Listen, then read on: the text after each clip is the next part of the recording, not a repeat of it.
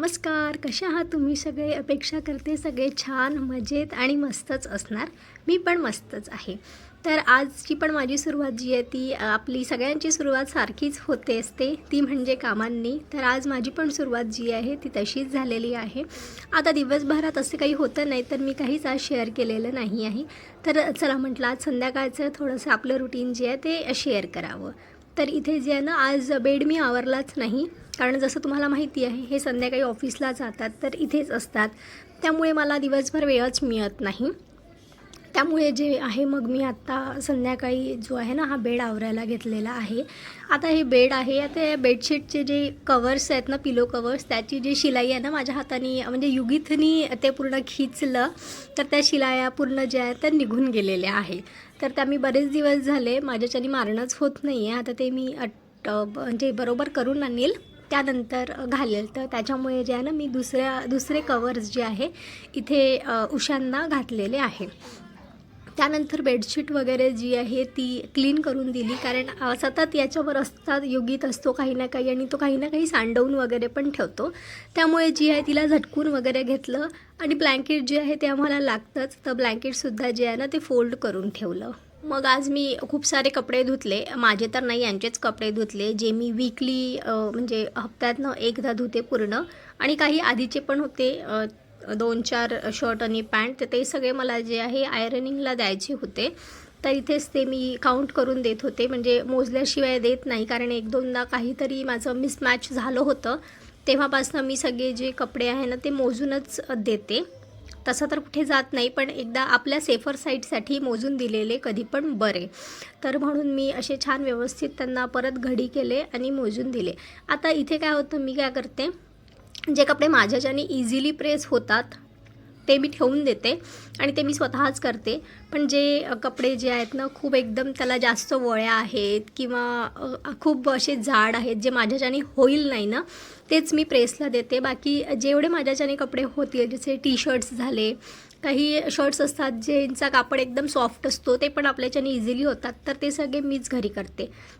बाकीचे कपडे जे आहे मी घरी करत नाही, कारण माझा तेवढा जोर किंवा माझा प्रेशरच पडत नाही. त्याच्यावरच्या वळ्या जशाच्या तशाच राहतात आणि ते त्यांना अशी छान व्यवस्थित प्रेस होत नाही.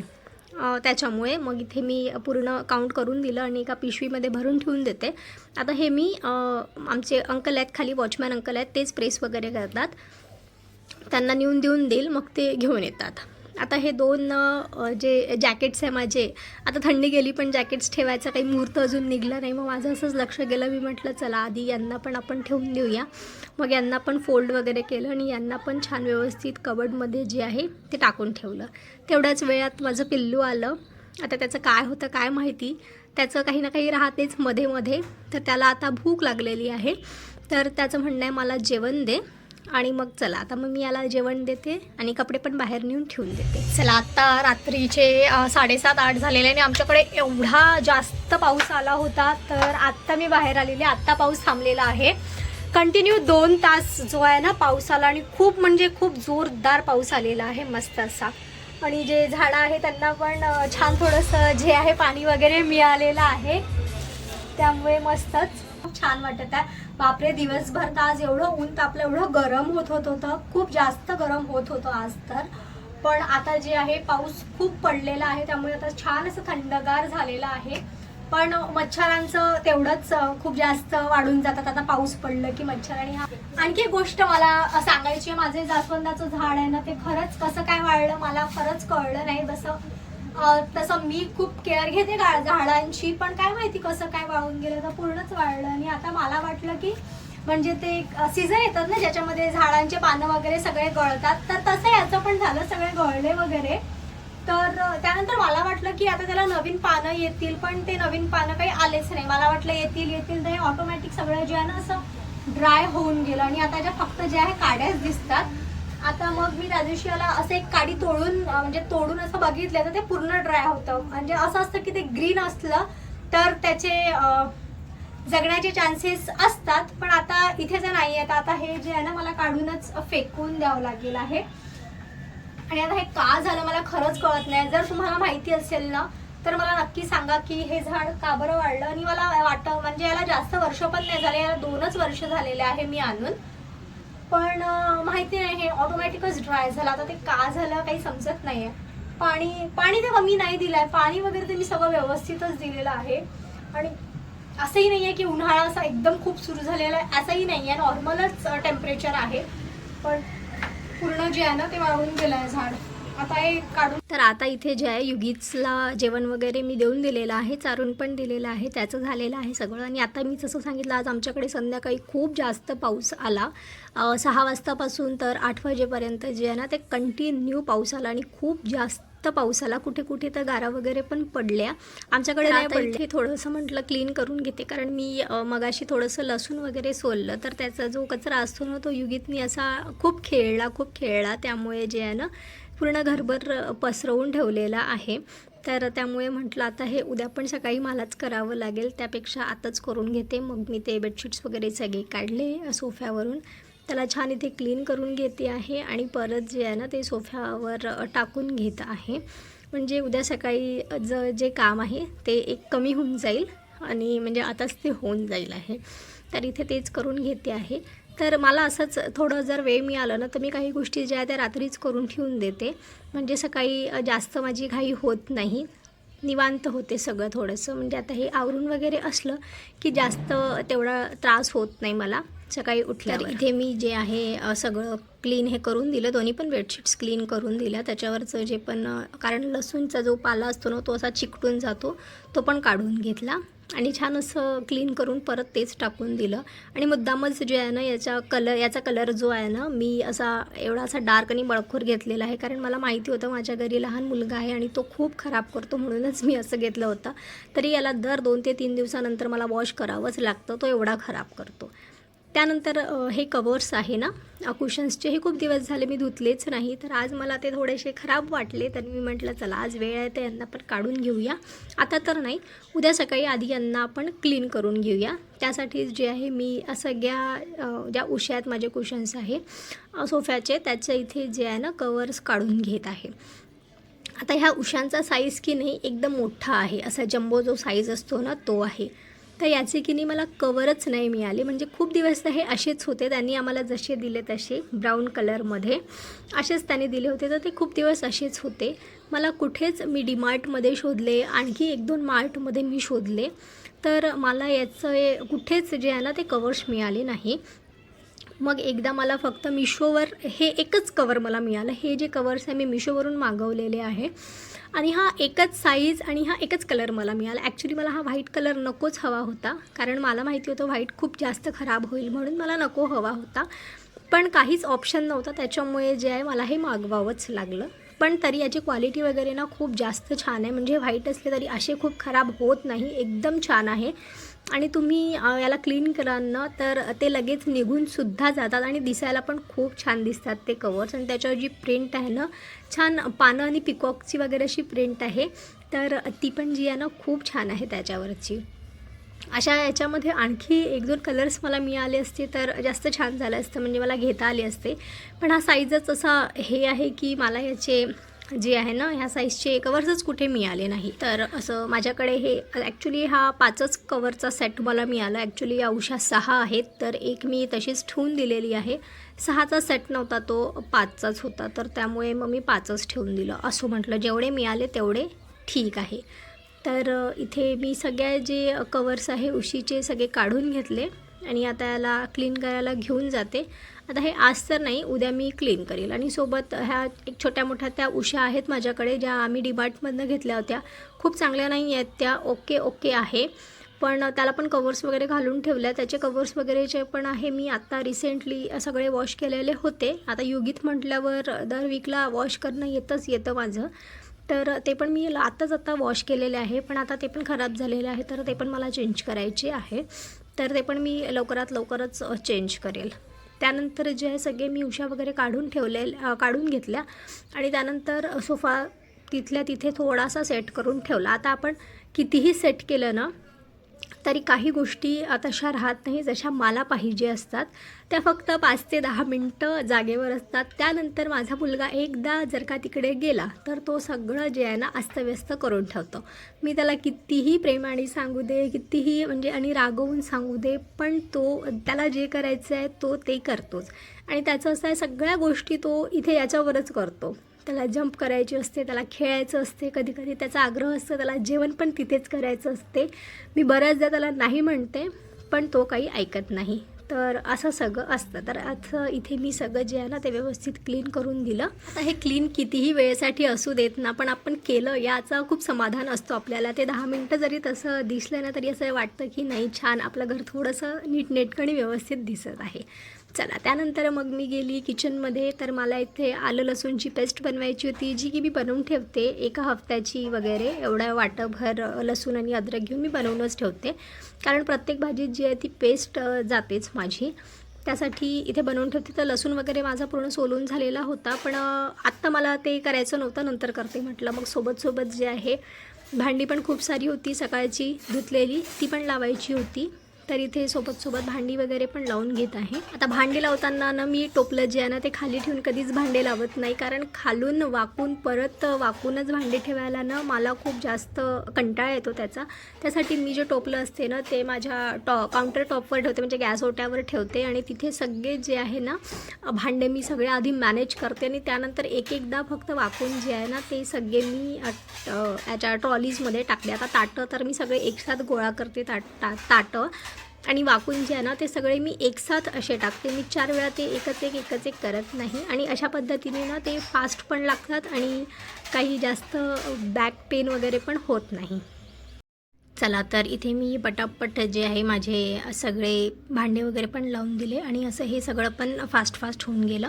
त्यानंतर आता जेवणात काय बनवायचं होतं त्याच्यासाठी माझ्याकडे म्हणजे राईस मी आत्ताच मांडलेला होता. युगीतला साधा वरण भात देते म्हटलं, त्यासाठी इथे प्लेन राईस मी म्हणजे मांडला होता आत्ता. आणि वरण जे आहे ते दुपारचं होतंच माझ्याकडे. तर तो वरण भात जो आहे तो युगीतला मी आता चारून दिलेला आहे, म्हणजे युगीतचं तर जेवण वगैरे झालेलंच आहे.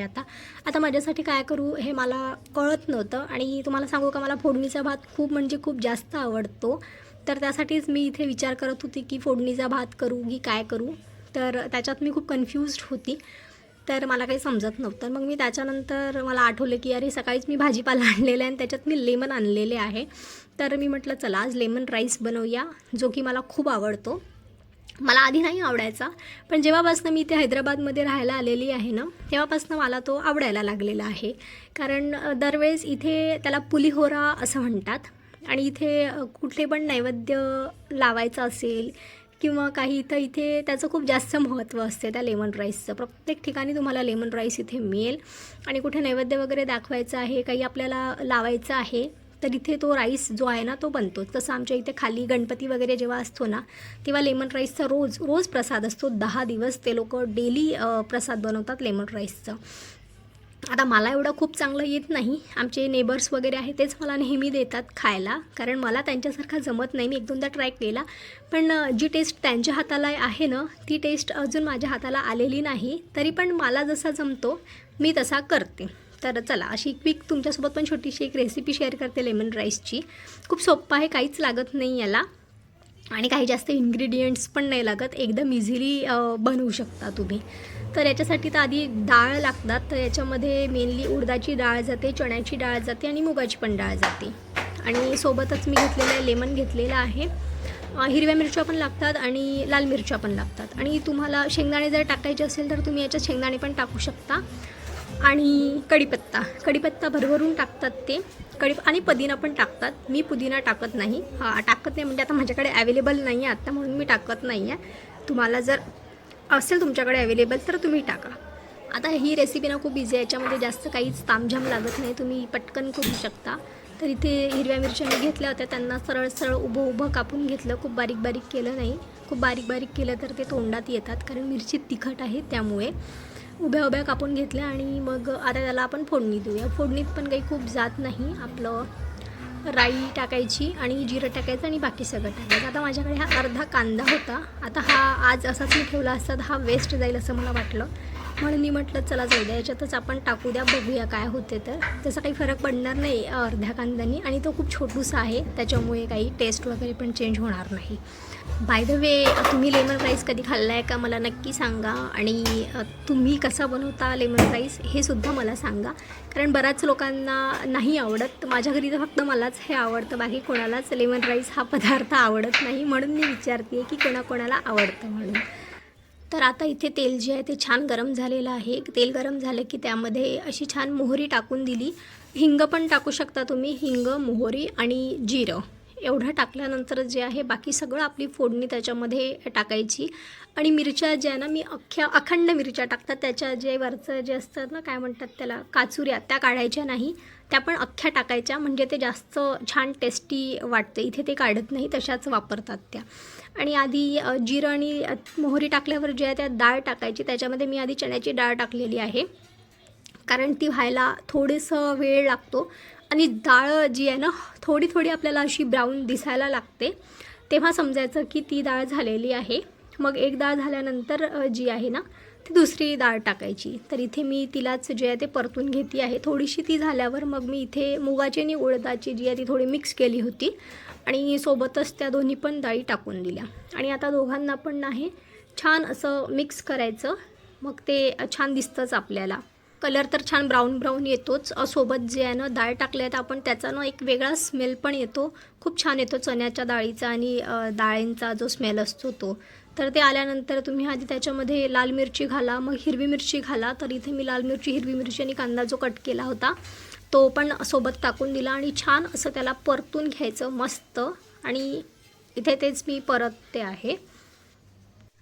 परतून घेतल्यावर आता भात होता माझ्याकडे, आता तो भात नवीन असल्यामुळे तो खूप असा मोकळा झालेला नाही, आणि युगीतला द्यायचा होता, त्यामुळे मी असा खूप एकदम मोकळा भात करत नाही. थोडासा माझा भात जो असतो तो आसटच असतो, नाहीतर तो घशात अटकल्यासारखा होतो युगीतच्या, म्हणून मग मी थोडासा आसटच करते. तर इथे आसटच झाला आहे थोडासा भात, पण ॲक्च्युली लेमन राईससाठी ना असा एकदम मोकळा भात पाहिजे, म्हणजे दाना असा वेगळा झाला पाहिजे, तसा भात पाहिजे. तर इथे मी भात जो आहे ना हाताने पूर्ण त्याला फोडून घेतलेला आहे, म्हणजे त्याला जो घट्ट गोळा होता त्याला पूर्ण फोडून वेगळं करून घेतलेला आहे. आणि हात खराब असलं की माझ्याच्याने काहीच होत नाही, तर सगळ्यात आधी मी हात वॉश करते, कारण मला सवय आहे दर कामानंतर हात वॉश करायची. माझा हात जर घाणेरडा असेल तर मला सुचत नाही. त्यानंतर त्याच्यामध्ये मीठ वगैरे घालून घेतलं. आता भातात पण मी मीठ घालते, त्यामुळे थोडं कमी घातलं, बेतानीच मीठ घातलं. मिठानंतर तुम्ही बाकीचे जे तुम्हाला स्पायसेस टाकायचे असतात, थोडंसं तिखट घातलं मी, हळद घातली. बाकी काही मसाले वगैरे जे आहे ना ते लेमन राईसमध्ये जात नाही. खूप बेसिक आणि असा छान भात असतो तो, त्याच्यामध्ये काहीच असं खूप जास्त मसाले वगैरे जात नाही.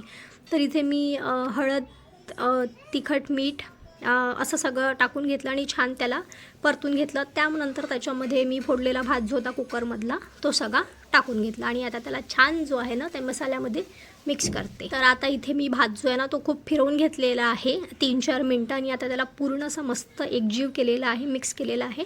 आणि वरतून आता याच्यामध्ये लेमन टाकायचा असतो. तर इथे मी अर्धा लेमन टाकलेला आहे. एकदम मी आधीच खूप टाकत नाही, तो खूप जास्त आंबट झाला तर खायला थोडा त्रास होतो, म्हणून मी म्हटलं लागता आपण लेमन टाकू. अर्धा लेमन तर तुम्हाला लागतोच, अर्धा एक लेमन तेवढं लागतो. तर आता मी अर्धा लेमन जो आहे तो याच्यामध्ये टाकून दिलेला आहे. त्यानंतर परत जे आहे ना याला छान असं पूर्ण मिक्स करून घ्यायचं, म्हणजे जो आपण लेमन टाकलेला आहे त्याचा जो टेस्ट आहे सगळीकडे मिक्स झाला पाहिजे. तर इथे मी छान त्याला मिक्स करून घेते आहे, आणि इथे तुम्हाला पण दाखवते बघा, असा काही हा भात दिसत आहे, आणि एवढा सुंदर आणि असा यम्मी लेमन राईस दिसत आहे. आणि हा टेस्टलासुद्धा जो आहे ना तो खूप जास्त छान लागतो. नक्की तुम्ही ट्राय करून बघा एकदा.